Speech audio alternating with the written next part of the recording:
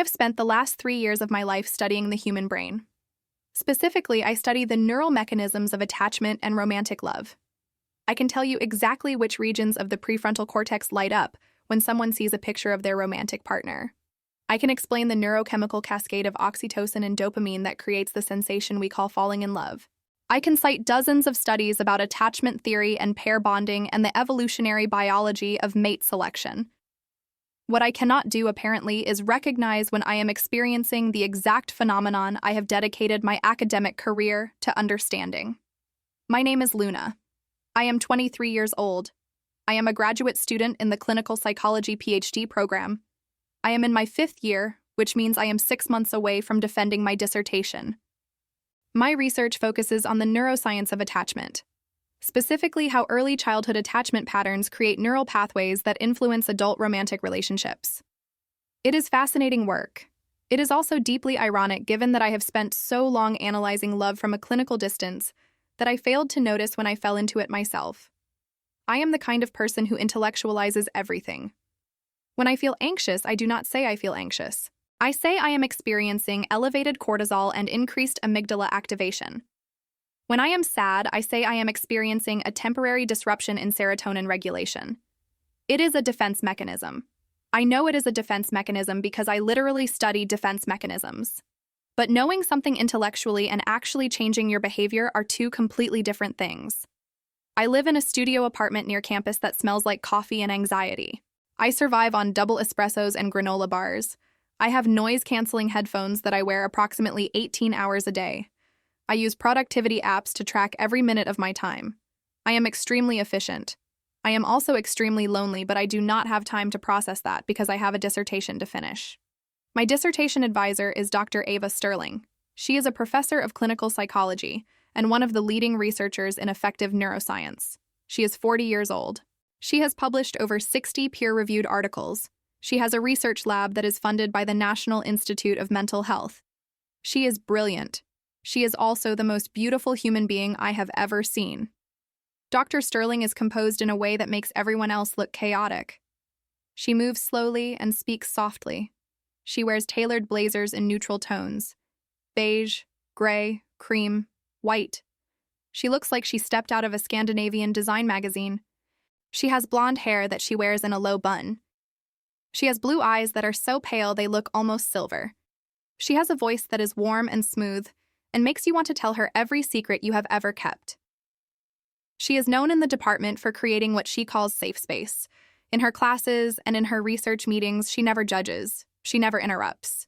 She just listens with this intense, focused attention that makes you feel like you are the only person in the world. It is a clinical skill. I know it is a clinical skill, but it feels like magic. Outside of her professional life, Dr. Sterling is a mystery. No one knows anything about her personal life. She does not talk about her family or her hobbies or her relationships. She does not go to department social events. She does not have social media. She shows up.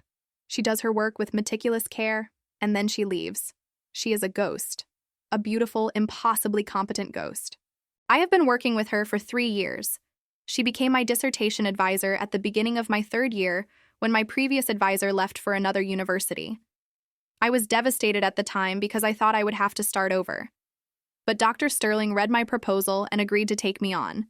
She said my research was promising, and she wanted to help me develop it. Working with her has been the best and worst experience of my academic career. Best because she is an incredible mentor. She pushes me to think deeper. She asks questions I never considered. She sees connections I miss. Worst because somewhere in the last 3 years, I fell completely and hopelessly in love with her. I did not mean to. I did not choose it. It just happened gradually like erosion. One meeting at a time. One conversation at a time. One moment of her looking at me with those pale blue eyes and saying something insightful about my research and making me feel seen in a way I have never felt seen before. I tried to rationalize it. I told myself it was just transference. That is what they call it in psychology when a client develops feelings for their therapist. It is a normal part of the therapeutic process. The client projects their emotional needs onto the therapist. It is not real love. It is just a reflection of the therapeutic relationship. But this is not therapy. And I am not her client. I am her student, her research advisee. and I am pretty sure that what I feel is not transference. It is just regular, pathetic, hopeless love. I have never said anything. I never planned to say anything. I was just going to finish my dissertation and graduate and move across the country for a postdoc and let the feeling fade with distance and time. That was the plan. And then I pocket dialed her. It was a Thursday in early November. I had just left my weekly advisement meeting with Dr. Sterling. We had spent an hour discussing my data analysis. She had suggested a new statistical approach that I had not considered. She was wearing a gray blazer and a white blouse, and her hair was in a bun, and she smelled like lavender and something clean I could not identify. I spent the entire meeting trying to focus on regression models while my brain was screaming about how badly I wanted to kiss her. When the meeting ended, I walked out of her office in a daze. I made it to the parking lot before I called my best friend Riley. Riley is the only person who knows about my completely inappropriate feelings for my dissertation advisor. Riley is also a psychology PhD student, so she understands both the ethical nightmare and the emotional catastrophe. I got into my car. I threw my bag onto the passenger seat. I pulled out my phone and called Riley. She answered on the second ring. Luna. How was the meeting with your future wife? Riley, I am going to die. I cannot do this anymore. I launched into a rant. I told Riley about the meeting. I told her about the new statistical approach. I told her about how Dr. Sterling had leaned forward while explaining it, and I could see the hollow of her throat, and I forgot how to breathe. I told her that I was a disaster, that I was supposed to be a scientist, that I was supposed to be objective and rational, and instead I was a walking cliché of a grad student in love with her advisor. Riley listened and made sympathetic noises. She told me I was not a disaster. She told me that Dr. Sterling was objectively gorgeous and brilliant, and anyone would fall for her. She asked if I had considered just telling her. I laughed. It was a slightly unhinged laugh. Riley. No, absolutely not. First of all, it is completely unethical. She is my dissertation advisor. There are rules. APA Code of Ethics very clearly prohibits romantic relationships between supervisors and supervisees. Second of all, she is 17 years older than me. Third, she is a literal goddess and I am a caffeine-addicted stress goblin. Fourth, she is emotionally unavailable.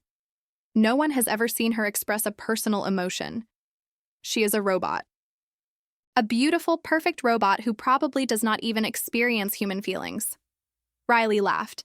You do not know that. Maybe she is just private. Private is an understatement. The woman is a vault. Maybe she is into stress goblins. She is not. Trust me. She probably does not even see me as a person. I am just another advisee, another data point. I am sure she goes home at night and does not think about me at all, while I am lying awake analyzing every word she said in our meeting, like it is the Rosetta Stone. I kept ranting. I told Riley that I was going to finish my dissertation and graduate and move away, and in 10 years I would look back on this and laugh. I told her that I just needed to survive 6 more months of weekly meetings without doing something humiliating, like confessing my feelings or staring at her for too long, or God forbid accidentally touching her hand when we were both reaching for the same research article. Riley was laughing. She told me I was being dramatic. She told me it would be fine.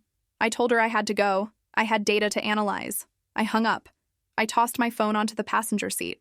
I drove home. I made coffee. I sat down at my laptop. I opened my statistical software. I tried to focus. I could not focus. My brain kept replaying the meeting. The way Dr. Sterling had looked at me when I explained my hypothesis. The way she had said that is exactly right with that soft, proud tone that made me want to cry. I was so lost in my thoughts that I did not notice my phone screen was still lit up on the passenger seat. I did not notice that when I threw it onto the seat, I had accidentally pressed the screen. I did not notice that the phone had automatically called the last number in my recent calls. I did not notice that I had pocket-dialed Dr. Ava Sterling. And I definitely did not notice that she had answered, and that she had been listening to my entire unhinged rant about being in love with her. I did not find out until the next day. The next morning, I had another meeting scheduled with Dr. Sterling. A quick check-in about my dissertation timeline. I walked into her office at 9 a.m. holding my usual oversized coffee and my laptop. Dr. Sterling was sitting at her desk. She was wearing a cream-colored blazer. Her hair was in a bun, She looked perfect and composed as always. But there was something different, something in the way she looked at me. Her expression was neutral, but her eyes were too focused, too intense. Luna, please sit. I sat down in the chair across from her desk. I pulled out my laptop. I started to pull up my timeline spreadsheet. Before we discuss your dissertation, I need to address something. My hands froze on the keyboard. Her tone was still soft, but there was a weight to it, a seriousness. I looked up. She was watching me with that clinical gaze that usually made me feel safe, but now made me feel like I was under a microscope. Yesterday afternoon you called me. I nodded. Yeah, I called to confirm our meeting time. You called me twice. I frowned. I did. She turned her laptop screen towards me. She opened her call log. There were 2 calls from my number. The first was at 2:30 p.m. The call I remembered. It lasted 1 minute. The second call was at 3:15 p.m. It lasted 18 minutes. My stomach dropped. I stared at the screen. I do not remember making a second call. I do not think you meant to, she said gently. I believe you accidentally activated your phone. What we call a pocket dial. Oh, God. When I answered, I heard your voice. You were speaking to someone else. I was about to hang up, but then I realized you were discussing something relevant to our professional relationship. My mouth went dry. What did you hear? She folded her hands on her desk. She was using her therapist voice. Calm, non-judgmental, which somehow made it worse. I heard you speaking to someone named Riley. You were discussing your feelings that you described as romantic in nature, directed at someone you referred to as your dissertation advisor. I wanted to die. I wanted the floor to open up and swallow me whole. I wanted to cease to exist. Dr. Sterling, I am so sorry. I did not mean. That was not. I mean, it was, but I was not supposed to. You were not supposed to know. She held up a hand gently. Luna? Breathe. I realized I was hyperventilating. I forced myself to take a breath. I am going to ask you some questions. I need you to answer honestly. This is not a judgment. This is just so I can understand the situation clearly. Can you do that? I nodded. I could not speak. Are you currently experiencing romantic feelings towards me? There was no point in lying. She had heard the entire rant. Yes. How long have you been experiencing these feelings? I do not know exactly. Maybe a year. Maybe longer. Have you ever acted on these feelings? Have you ever behaved in a way that crossed professional boundaries? No. Never. I swear, I have never. I would never. I know it is inappropriate. I know there are rules. I have been trying to ignore it. I was just going to finish my dissertation and leave. She nodded slowly. She was processing. I could see her brain working. Do you believe these feelings are interfering with your ability to conduct your research? No. My research is separate. I have been completely professional. Have these feelings impacted your well-being? Are you experiencing distress? I laughed. It was a broken sound. Is it that obvious? Luna.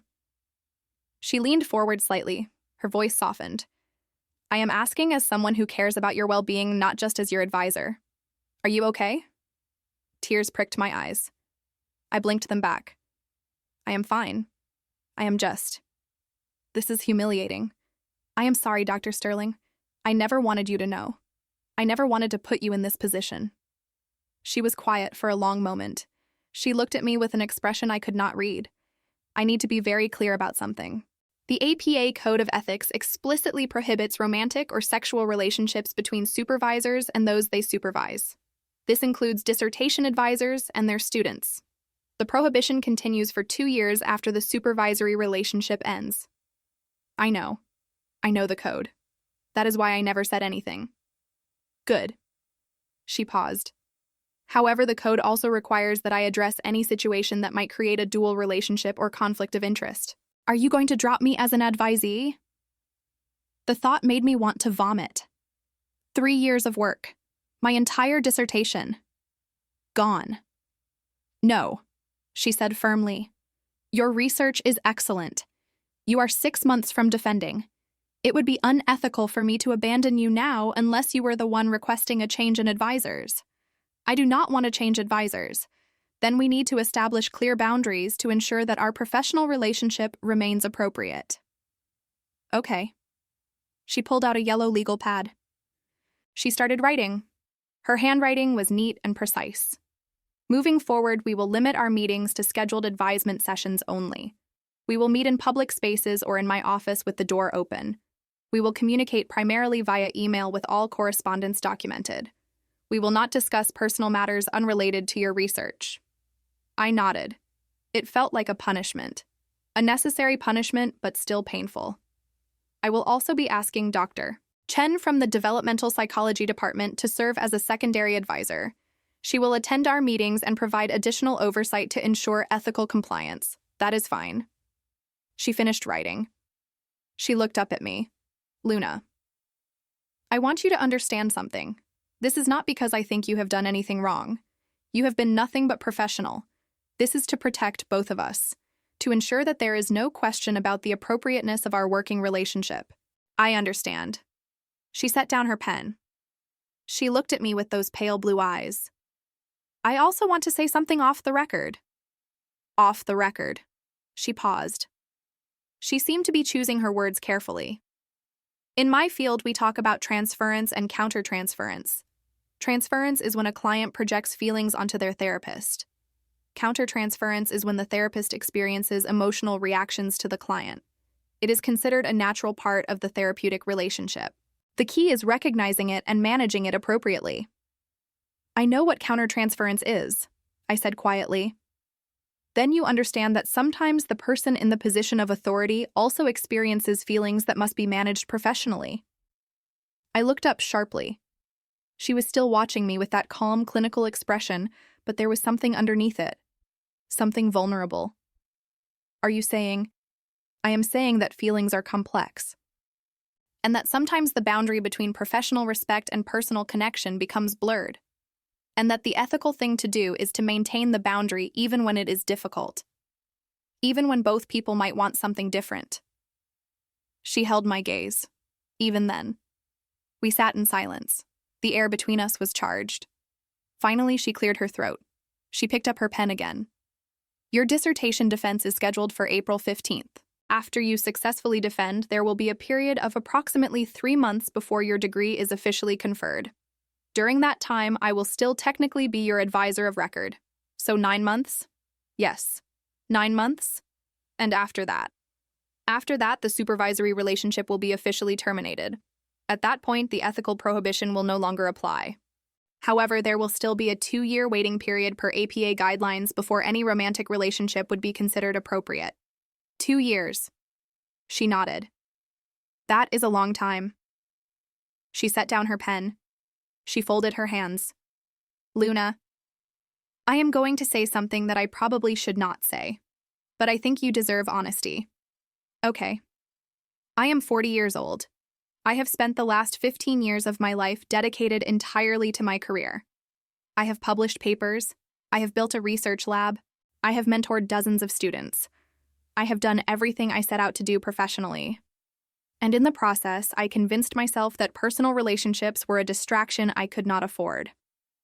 She paused.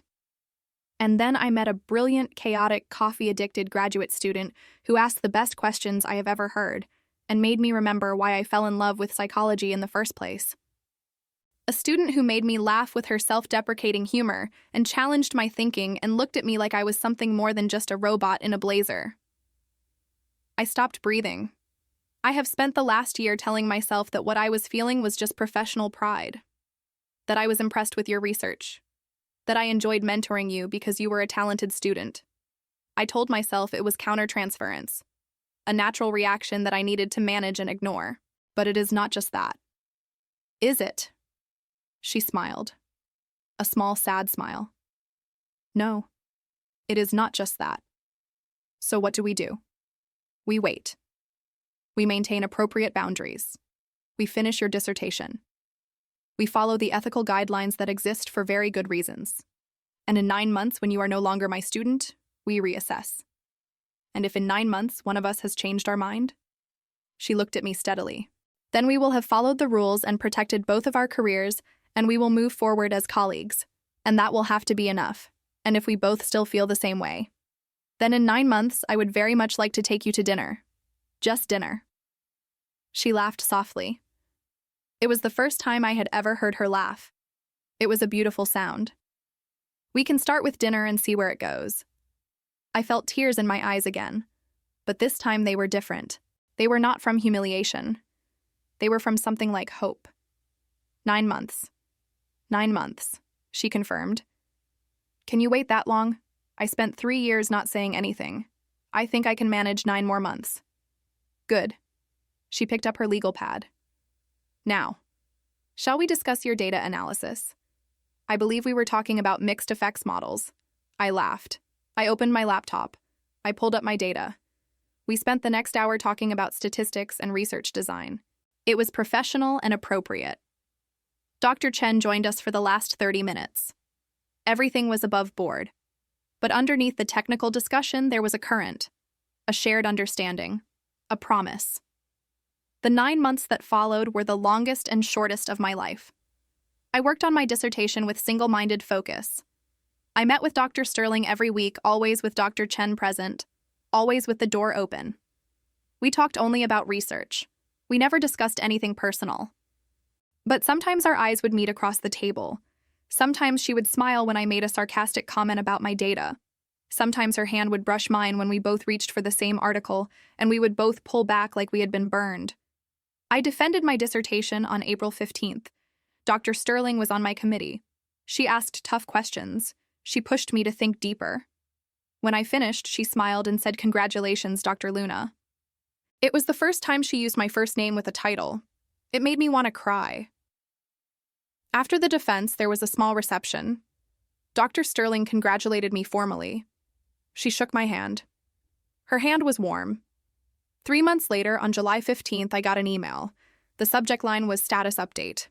The body of the email read, "Dear Dr. Luna, I am writing to inform you that as of today, your degree has been officially conferred and our supervisory relationship is formally terminated.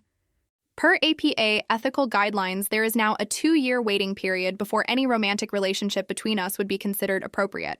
However, I have done some additional research into the guidelines.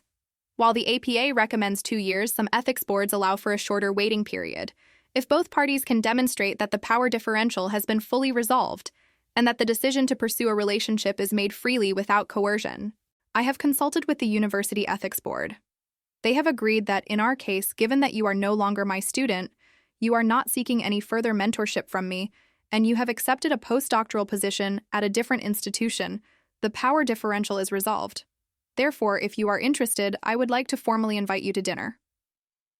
This Saturday, 7 p.m. Please respond in writing as per our previous agreement. Regards, Ava. I read the email 3 times. Then I hit reply. I typed, "Dr. Sterling, I accept your invitation. I look forward to Saturday. Also, you can call me Luna now. The formal address is no longer required now that you are not my advisor. Also, I have been in love with you for 3 years and 9 months, and waiting has been torture but also worth it because now I get to do this right. Also, yes, Saturday at 7. I will be there. Luna." I hit send. 30 seconds later, my phone rang. It was her. I answered. "Hi." Her voice was warm, soft, different than her professor voice. "Hi, Luna. You called me." I did.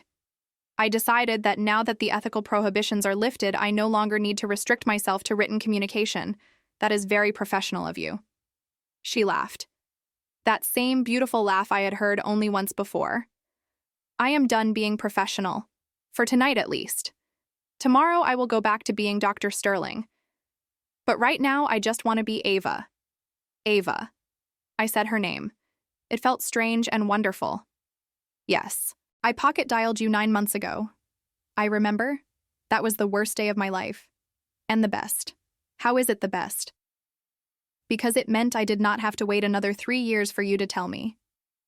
Fair point. Luna. Yes. I am very much looking forward to Saturday. Me too. We talked for another hour, about nothing, about everything. About the 9 months we just survived, about the research we both loved. about terrible coffee and good books and all the personal things we had been forbidden from discussing. When we finally hung up, I sat in my apartment and stared at the ceiling. I pocket-dialed my professor while telling my friend I was in love with her. She heard everything. And somehow, impossibly wonderfully, it turned out okay. Better than okay. On Saturday at 7 p.m., I showed up at the restaurant. Ava was already there. She was wearing a blue dress. Her hair was down. She looked nervous. It was the first time I had ever seen her look nervous. I sat down across from her. Hi. Hi. This is weird, right? Being here. Like this. Very weird. She smiled. Good weird. I reached across the table. I took her hand. She did not pull away. For the record, I said, I am still a disaster. I am still a stress goblin who drinks too much coffee and talks too fast when I am nervous. Noted. And I am probably going to be awkward and say the wrong thing and overthink everything. I am counting on it. And I am absolutely definitely still in love with you. She squeezed my hand. Good. Because I am still in love with you too. We had dinner. We talked for hours. When the restaurant closed, we walked outside. It was a warm summer night. The city was alive around us. She looked at me. May I kiss you? I laughed. You are asking permission. Consent is important. Very professional of you. I told you. I am done being professional.